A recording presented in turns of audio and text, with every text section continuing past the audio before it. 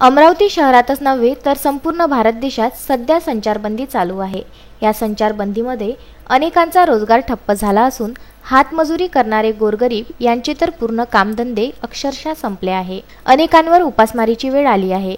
परंतु अमरावती शहरात अशा काही सामाजिक संस्था आहेत की ज्या गरजवंत यांना थेट दारासमोर जाऊन त्यांची मदत करीत आहे। असाच प्रकार अमरावती शहरात पाहायला मिळाला। अमरावती शहरातील भाजी बाजार स्थित राजगुरू मंडळ या मंडळाने गरिबांना जेवण देऊन मानव सेवा केली। एका व्हॅनमध्ये जेवण भरून त्यांनी प्रत्येक चौकात जाऊन जे गरीब आहेत त्यांना जेवण दिले। असाच उपक्रम ते संचारबंदी संपेपर्यंत चालू ठेवणार आहे। यावेळी धनंजय बिजवे, शैलेश बिजवे, सचिन पांडे, श्याम करुले, कपिल जोशी, रवी वरेकर, मनीष सोनेकर, भगत सावरकर आदी उपस्थित होते। गल्लीवासी आणि राजगुरू मंडळातर्फे सगळं सेवा पथक आज मसाले भात आणि तांदळाचं वाटप करत आहे।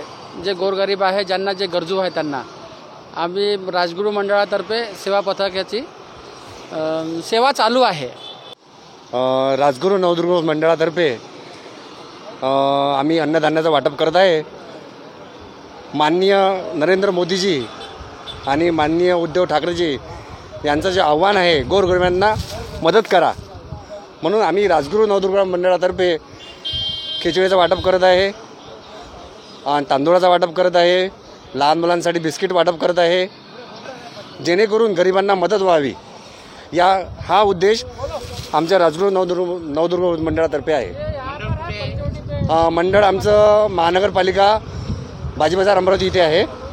त्यांनी प्रत्येक ठिकाणी जाऊन जेवण, तांदूळ व लहान मुलांना बिस्किट दिले। Vidarbha news bureau, Amravati.